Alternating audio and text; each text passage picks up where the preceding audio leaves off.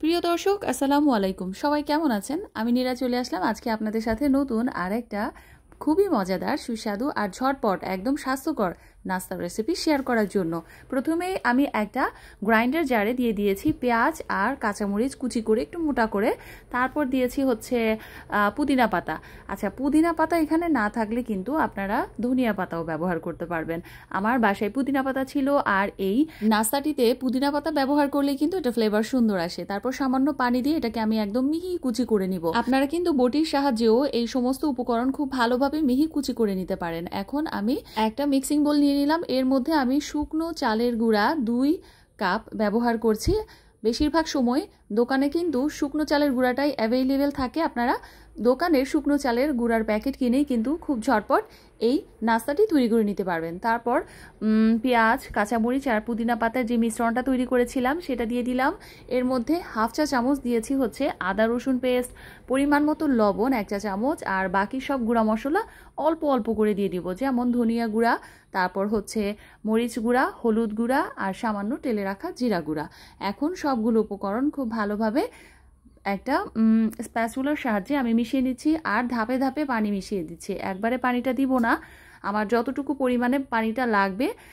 চালের এই ডোটাকে খুব বেশি পাতলা একটা ব্যাটার তৈরি করা যাবে না, আবার খুব বেশি ঘনও তৈরি করা যাবে না। পানিটা এমন পরিমাণে দিতে হবে যেন চালের গুঁড়াটা ফুলে যখন যাবে তারপর এটা একটা ঘন ব্যাটার তৈরি হয়। এই যে অল্প পানি আর একটু সামান্য অ্যাড করে দিলাম, আমার এখানে প্রায় 2 কাপের মতোই পানি লেগেছে। এখন আমি এটাকে ঢেকে আধা ঘন্টার জন্য রেস্টে রেখে দিব। আধা ঘন্টা পর ফিরে আসলাম। দেখেন ভিউয়ার্স, এই যে চালের গুঁড়াটা ফুলে কিন্তু কতটা ফ্লাফি হয়ে গিয়েছে আর অনেক ঘন হয়ে গিয়েছে ব্যাটারটা। এখন আমি চুলায় একটা মাটির পাত্র বসিয়ে দিয়েছি। আচ্ছা, মাটির যদি এরকম আপনাদের খোলা না থাকে তবে কিন্তু লোহার খোলাতেও আপনারা এটা ভেজে নিতে পারেন। তারপর পানি আর তেলের মিশ্রণ আমি এটার মধ্যে ব্রাশ করে দিব। তবে এই পিঠাটা যেহেতু গ্রামীণ পিঠা, এটা মাটির খোলাতেই ভালো লাগে বেশি, আমি তাই মাটির খোলাটাই ব্যবহার করছি। এখন অল্প অল্প করে পরিমাণ মতো আমি ব্যাটারটা দিয়ে এটাকে একটা স্প্যাচুলা বা চামচের সাহায্যে এভাবে ছড়িয়ে দিব। আর এটা হচ্ছে যে আপনার এই চাপটিটা বা চাপটি বলতে পারেন বা এক ধরনের পিঠাই, এটা খাওয়ার সময় না পেঁয়াজ, মরিচ, বিভিন্ন মশলা আর পুদিনা পাতার ঝাঁঝ, তারপরে এই যে সব কিছুর একটা সুন্দর ফ্লেভার পাওয়া যায়, শুধুই খেয়ে নেওয়া যায়। সকালের নাস্তায় খুবই স্বাস্থ্যকর এই নাস্তাটা কিন্তু আপনারা ট্রাই করে দেখতে পারেন।